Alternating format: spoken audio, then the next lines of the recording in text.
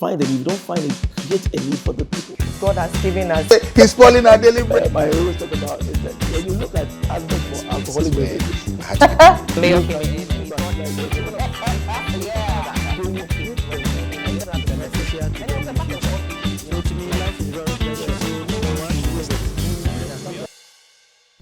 So welcome back from our news review segment. So today on Live Better, we are going to be discussing about changes, okay, in today's fast world and how to build stronger families. As we all know, families are the foundations of our lives in today's fast-changing world. However, because of communication gaps and generational differences and changing values in families, families are trying to find a balance in all of this situation. And joining me is Elder Amos Kevin Annan, and permit me to read his profile for you. He is a seasoned counselor, a life coach, and a youth minister with over 30 decades of experience working with young people, families, and relationships. He previously served as a deputy youth director of the Church of Pentecost for 16 years and is widely known for his work in mentoring, emotional development, and building healthy homes. Hope I got it right. I was wondering where you pulled that one from. Whoever gave it to you is snooping on me. Well, thank you for the kind introduction. Welcome, Elder. So, Elder, please, I've seen that you're wearing a T-shirt, Brave Boys Bootcamp. Please, can you tell us more about it? So the Brave Boys Bootcamp started 3 years ago. Okay. It's a mentoring program for boys, all the way, depends on the age. If you are early bloomer, who are those who grow faster, Okay. from age 8, we can admit you. All right. 8, 9, we are willing to bring you in. And then cap it at 21 for those early bloomers. Okay. And the late bloomers, we admit them from age 10 all the way to 22 years, focusing on critical conversations around masculinity. All right. What does it mean to be a man, a boy? You know, because in every boy, there's an emerging man. Okay. Just like in every man, there is a boy. All right. That converse is also true. We also focus on sexuality. We know today that's a big battlefield. And so we discuss matters of sexuality, where we help these boys to know how their body is changing, the raging hormones and the destabilized emotions and all the thoughts that are racing in their minds. We also discuss matters relating to integrity, Okay. which has got to do with character formation. Then, of course, we have conversation around Bible themes, and then they have a day out of camp just to go and socialize and have fun. Oh, that's nice. So this year is... Well, this year it's going to happen around North Legon at Camp Elim, Okay. and it's from the 8th to the 12th of July. Okay. So before we go into today's discussion, I want to find out, don't we have anything for the girls? Oh, we do. We have what we call the Leadership and Legacy Camp for Girls. Okay. And that's also the same age bracket. Okay. Except that with the girls, sometimes, issues of menstrual hygiene and all that. So we want to be sure that when we're admitting you, you understand what you're going to deal with, because some of them may not have been away from home. So we want mothers and fathers to pay attention to that bit. With that said, they can also be part. And it's leadership because we're losing ladies in the land. Too many of our girls look like persons practicing whoredom, and that's not good. Okay. We are also talking about leadership because for them to be able to provide leadership as they grow, they need to be able to lead themselves. One of the vulnerable parts for young females is susceptibility to peer pressure. Yeah. And that has to do with the expectations and influence from the external peer group. So we discuss that. Okay. And then we're also looking at legacy. We help these young girls to understand that you are not just living today. Okay. There is tomorrow. All right. And so whatever you are posting on social media, your footprints your fingerprints are going to be everywhere. Okay. And so that's about the camp for the girls as well. And theirs is from 1st to the 5th of July. All right. So they come first, Okay. 1st to 5th, and then when they're done, the boys come in. Okay. The same age categorization. And if any parent out there wants to sign on their child, or a guardian out there listening, or somebody wants to sponsor, because we've had occasions where people sponsor other children. Okay. You could send a WhatsApp to 020-936-9199. 020-936-9199. Okay. So as you've already touched on parts of my topics, but that's for the girls, where you said that social media leaves blueprints. You leave your prints in there. So in this world where there are challenges, so I want to take you a bit backwards. How do you see the family about, raising children that leave social media, their blueprints on social media? How do you advise them on how to train their children? Well, I mean, the same foundational principles and guidelines are there for all families, not necessarily for those on social media. With the theme of discussing strong families, it's important that first and foremost, we appreciate that families are formed through marriages. Okay. So what I say is that for the families that are there, which were born out of different kinds of marriage scenarios, so you would have a single parent home, that's a form of a family. Then you have where you have both father and mother there. There are some who are also cohabitants and not necessarily married. Each of these three that I have mentioned can cast a shadow over how the children are raised, because they serve as primary examples to the young people. Okay. Others have families where they have adopted others. They adopted them and brought them to be integrated into their home. Those would also be another form of family. You would also have a family where two individuals are getting married, they're all coming with their children, and they have to blend the families together. That's also a form of family. It has its own ramifications for the young people. But if we're going to give some template, simple template, it starts with the relationship between the man and his wife. Okay. So the husband and wife must relate well. That's what scripture requires of us, because they're supposed to form a team that would then nurture the young person that have been their gifts from God. Because the child who's coming is coming to them as God's gift. Okay. So the Bible says that children are a heritage of the Lord. Yes, sir. Now, being a heritage of the Lord, it means that God doesn't joke around these children. Parents then don't own the child. They are stewards over the child. Now, I am a father of two daughters. Okay. My wife and I are stewards of our daughters. The older is 25, the younger is 19. Okay.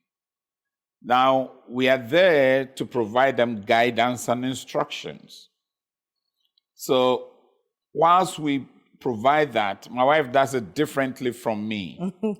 So the second thing I'm going to say is that whilst I'm talking about they working as a team, they must remember they do it distinctively, because fathers approach children differently from mothers. Okay. And sometimes there's a conflict in that area. Exactly. Sometimes there's a tussle and a tough war. I'm doing it well, you're doing it wrong, and sometimes it's in the face of the child. That's not good. If you want to build children who are robust, resilient, and are able to respond to the changing environment, what you talk about social media, we have to see father and mother doing their differences, which does not disturb the child. Okay. Now, the third one I'll talk about is that the father and mother themselves should be examples of the use of the resources we're talking about, which is the social media or these devices that we have in our hands. Now, so as a father, if I come from work and the first thing I do is to pick my phone and sit by my desk and don't talk to anybody, pretty soon it's going to become the default of the children. Exactly. Now, if you try to correct it, you're going to fail miserably. Why? Because the children do as you do, not just as you say. Okay. Because sometimes your actions are so loud that your instructions don't go past the sound of loudness. Now, so parents need to understand that. They have to be models of what it is they want their child to live by. And that must start very early. I used to work in a Christian school, high school, where the young people use what we call Chromebooks for learning. Okay. And as the director of spiritual and social development in the school, I had to ensure that they don't overdo it. I had responsibility to also ensure that they comply with regulations of school in terms of social behavior. Okay. Now, you'll find it very difficult when you're dealing with a child or a young person whose parents has given them clearance on some aspects of life, and then you are trying to restrain them in school. It doesn't work. They would always fight the school system or try to circumnavigate around the school system. So it's important that if your child is in a learning environment, the bit is this: you must collaborate and partner with the learning environment. Okay. That partnership is powerful. Yeah, because the children will now hear the same thing from home being reinforced in school. And what is said in school is being reinforced in the home. If there's a difference between the two, we are in big trouble. Okay. So in relation to that, as you said, so the school, they must partner together. How will the school communicate to such parents that this is what we are instilling in your children? So the communication should be the same. You see, the school is not supposed to compete with the home. Okay. The home is the primary environment for learning. All right. The school comes in as a secondary support. Now you have the church also playing a certain role, since this is a Christian infotainment platform. The school uses what we call the parents forum or the parent conferences. Other places, they have the parent-teacher association. That's more in the public schools. But in the private schools, they don't use that. It's mostly parents' conferences because it's not so much between you and the teachers, as it were. Of course, sometimes they do joint meetings. Now, the school publishes its activities. Okay. I've been privileged to do a number of sessions for different schools, and they do webinars. So through the webinars, the school shares their worries and concerns about the children or learners. And then through that same platform, parents are able to convey their concerns and also their encouraging words to the school. So there's always a way to do that. Some do it also through class. So the class teachers have platforms for the parents within the class. So all the children there, their parents are on the same platform. So issues from the class are communicated on the parents' page. Assignments are put on the parents' page. And it's very productive if parents are amenable to that. Otherwise, there are other ways of direct correspondence, emails, letter writing, and telephone calls. There are also all means available for parents to be reached. Okay. So this brings me to my other question, where a parent is too busy trying to get finances to support the family and tends to neglect the emotional side of the family, especially their children. How, when such a parent or a child comes to school and you see these things, how do you go about it? Well, let's take it from this point that the parents have also been formed. Okay. They went through a certain childhood formation, which formation is what they're using as the tools they have. Okay. Yes, sir. I'm yet to find a parent who is totally disinterested in the emotional health of their child. But look at it. We raise boys and we think they don't need affection. And so the boy grows up to be a man. He marries a woman. They go into the marriage. He is available to pay bills, to do all the errands, everything hard that requires brain and brawn, he will use it. Yes. But his emotions are distant from the people, unless sometimes he has to do the expression of pain, anger, frustration, or otherwise. Now, this man is being expected to go and raise a child where he's emotionally there. He's just not going to be able to do it. So, who is helping the parent to be available emotionally? Now, this parent is under pressure to rise in, say, the corporate space. So they're going up, and there's pressure to rise further. That pressure to rise further is because they need more money to be able to pay for all the demands of the family. Yeah. As a result of that, he is unavailable emotionally. Because by the time he gets or she gets home, they're totally worn out. They don't have any strength anymore for emotions. So the least thing, they flare up. The least thing, they flare up. So it's important, first and foremost, to address the parents and help them to tune their antennas emotionally as well. Okay. Not just provision-wise, but personal touch. Because if I give you a personal touch, that's when you get the emotion bit. If I only provide for you, I can provide without my emotions, Yes. without being personal. So parents need to now learn how to do that. Now also the children and the young people need to be guided to understand that parents will not do it as they saw in the movie. Unfortunately, they get so used to Netflix and its content. They're on social media and its content. Yeah. They are watching the silver screen movies and celebrities and social influencers. And they think that, oh, what they are doing, that's how daddy has to relate with me. That's how mommy has to. So no matter how hard, strenuous the effort of daddy and mommy, They won't cut it. they won't cut it. Okay. So please, we're going for a quick break. We'll be right back. So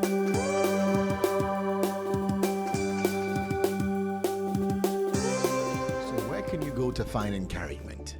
Be a part of a faith community, get prayer, grow in your faith, watch inspiring videos, and watch Christian TV anytime and anywhere for free. The Sunny TV GH app on iOS and Android, a great place to belong, grow, connect, go. Free Christian radio and TV in the palm of your hand.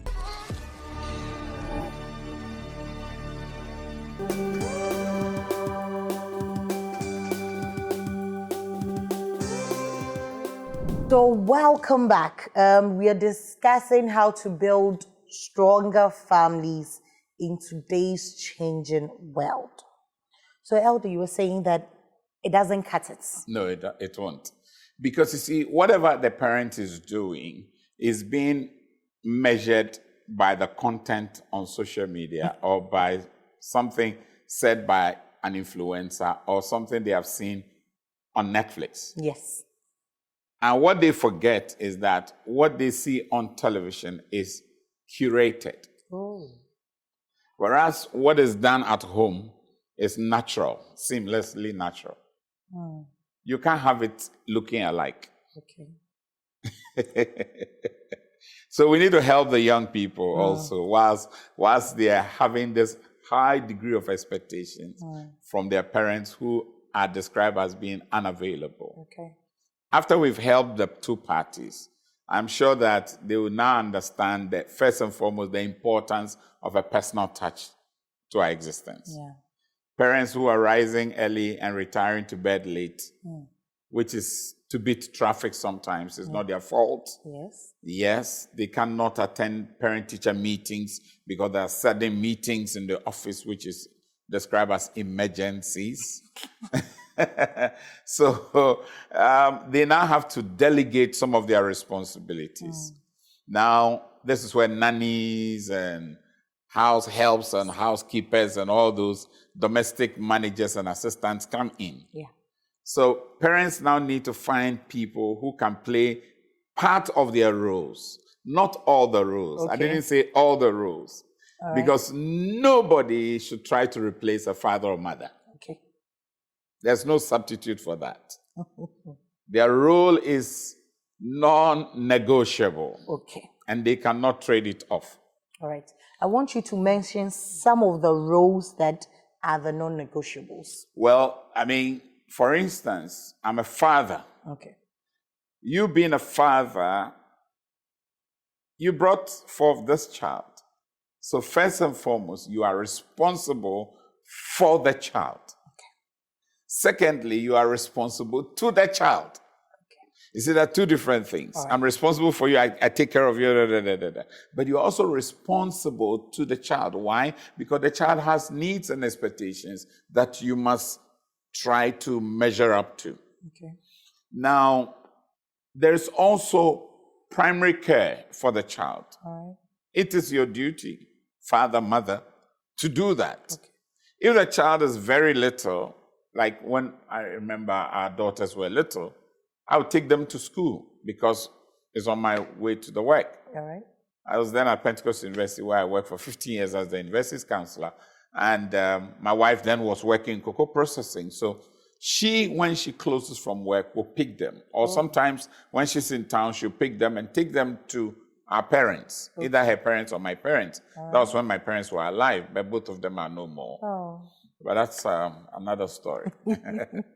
Now, so your schedules, as fathers and mothers, your schedules are non-negotiable. You are responsible for your schedules. All right. And you cannot run a schedule in a day without factoring in your child. That is negligence. Okay. That is irresponsible parenting. Now, also, the child may need health attention. It is, again, your responsibility is non-negotiable. You cannot negotiate that away. You have to be able to make allowances in your schedule to take your child to hospital. I mean, even as a father, I used to go to antenatal with my children. Yes, postnatal care. I would take them because my wife was not available. And every time I got there, they looked at me, hey, what's this man doing here? Because most of the time I was the only male in the whole, array of women. And they didn't give you any special treatment? No. They didn't pamper me. they maybe if they got, they would have peppered me. But I mean, generally the nurses and all the care professionals were professional. Oh, yeah. But there was no privileged place for me because I'm a man. Oh. I thought that being a man there, I would have had an exclusive space to go first and then I leave. I never got those ones. Okay. I just was part of the queue. And then, so fathers and mothers should be able to synchronize. You have say, iPhone. I don't use iPhones. My daughters know that. I'm crazy about my Android phones. I don't want to be running helter-skelter for charges. Now, if you have an iPad or MacBook, I used to have a MacBook though. Okay. I still have my iPad. Okay. But I don't think I need an iPhone for it. Anyone who has those devices, try to synchronize them. Yeah. Why? Because you're sharing files. It's the same thing. Schedules that I talked about, husbands and wives should be on each other's page. Okay. So you know the routines and the schedules you're running. Yeah. Then you know which ones you have to delegate. So the people you delegate to, they are just on assignment. Okay. And it is as and when it is necessary. All right. So it's not a standing order that says that you would always go to PTA meeting to represent me. That's not good. Okay. No. I used to be PTA chairman for Creator Schools in Tama for 4 years. Wow. And at the time, when I took over, parents' conferences were not being well patronized by parents because they thought that we're just going to discuss project, building, and all the complaints that usually we have. But when I took over, I spoke to my executive and we started something that helped. The first 30 minutes of our meeting was used to build parents' capacity, understanding today's young people. Wow. And you realize that parents rushed in to come and listen to that one because now they are getting benefit in capacitating them to do their work as parents. So I would implore schools to introduce something like this. Do something that builds the capacity of parents. Before you start talking about a project to be done, money to be raised, speech day prizes to be taken by individuals. But if you start with that, it becomes a put-off. Okay. So that's the bit where I talked about that you have a non-negotiable responsibility and duty of care. The last one I'll talk about is the spiritual formation of the child. You know, when I used to work with children and teenagers, increasingly you meet a parent and say, talk to that to your boy, talk to that to your girl. And I'm like, at the time I was not even married. I was not even married. So I was like, you have your child comes to the service, and you now make them my child. Okay, I understood them somewhat. But you see, parents have that primary role to raise the child spiritually. Okay. And God will ask children, ministry workers. God will not ask the teacher in the classroom. Or the Sunday school teacher. Yeah, or the Sunday school teacher where they used Sunday school. Because in the Assemblies of God, Sunday school is the lessons you do on Sunday. You know, in AG, I was raised up in AG, so there we go. We have children's service, then we have Sunday school. Sunday school is a class that we have to do Bible study. Okay. You know, so it's important that parents take full charge of that duty of raising their children to be spiritual giants. And that cuts through all, from Old Testament all the way into the New Testament. Yes, parents have that duty, and you can't do otherwise. Once got a lift from a neighbor, and I have her permission, Felicity is her name, and come and say, very wonderful woman. Okay. And when I sat in the car, they were doing their morning devotion in the car. Wow. It was the first time I had seen a mother do devotion with their children. There were two of them. The other one was on campus then. And they were having their quiet time. And this is busy mother. So you had to join? I joined. I was in there. In fact, I did the benediction. You know, they took their devotional material, which was a scripture union material. Okay. I think Daily Bread or Daily Power, one of them. Must be Daily Power. And then when they read, you know, they usually have intro, then they have the scriptures. The other one did the scriptures, the other read the text, and then the questions. So we all discussed the questions. Wow. After which one did the closing prayer, and I gave the benediction. I mean, I was like, this is it. So any father and mother out there who says that I don't have time, this is an example of a woman who is hard pressed with time, but still has found a creative way of doing the devotion before she exits the car with the children. So that becomes their special moment. It's almost like a new tradition. You know, the beautiful thing with children is that there are traditions they like. Yes. Something we always look forward to. One tradition my dad had was, anytime he traveled, his boot was filled with food. Food stuff. And we knew that my dad would come with bread. Wow. So we looked out to that. That's almost like a tradition. And traditions are predictable parts. So in every home, there ought to be a tradition. Some have morning devotion before they step out. Yes. One of the traditions I had with my daughters with that, anytime they're going to school, I pray for them. And when they are entering the house, I pray for them before they enter the house. Wow. Because whatever they are carrying from school, I have to neutralize it before they enter the home. You know, and for me, that was a tradition. Okay. As they aged and grew, they now are responsible for those things. I don't do that for them anymore. Because my pattern of parenting is this. Never do for your child what your child can do by themselves, unless it's an emergency. Okay. A lot of parents are doing things for their children, laying the bed for their child, dishing food for the child, doing this for the child. So when is it that the child is going to learn how to do things on their own? Oh. Up until the time my first daughter went to university, she had never sat in public transport in terms of trotro or taxi, because we had driven her all the time and she didn't have any need to go anywhere else because everything was provided. But when I realized she was coming to university in Accra, I had to take trotro with her. Okay. Together as a father. Okay. You know, and I remember the first time she sat in the trotro, she said, "Daddy, the man's body is touching me." And this is one chinko, one piano, one bottle. You know, that's what I grew up in that. Yes. But my daughter, this was her first experience. Oh, wow. She said, "The man's body is touching me." I said, "Jeez, that's how it is. This vehicle has to get full. It won't be like that here, mommy." So, you know, and we started doing that from our end, which is close to Miocho, Central University, all the way to Tema for a week, just for her to find her way to her grandparents' home. Okay.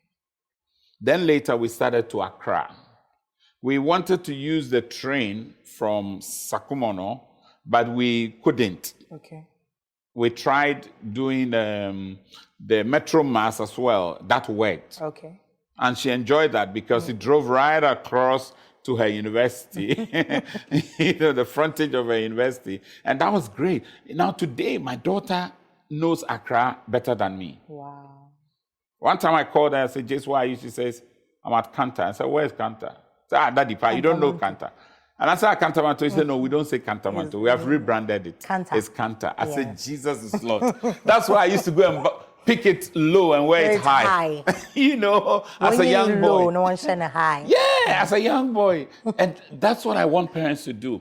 You must prepare your child to a day where he or she will be autonomous. I don't like to use the word independence, but autonomous. Okay. They are able to do things on their own and handle life as it comes. That is when you can say that as a parent, you have built your child. Gosh. If they have to run to you every moment with tears, "My friend bullied me, and my friend said this, that hurt me," they should be able to stand on their feet and address that issue. Okay. So as a parent, raise your children in such a way that one day when you are not there, they will not struggle. Raise your children in such a way that when you are not there, they will not struggle. Thank you so much, You're Elder. welcome. It's my honor. So we'll continue our conversation. More topics have to come up because since you are here, I know that families are going to be repaired. Well, God give us grace. I'm a product of God's grace. Amen. I don't come to a platform as an expert. Some people say they are experts. Some people say they are authority. Me, I come carrying grace. Amen. This one, I'm not having notes. I'm speaking from my heart. Yes, sir. And so God's grace is available, and He will give us grace to do all things to His glory. Okay. So we'll be going straight into our Health Corner segment. Don't go anywhere.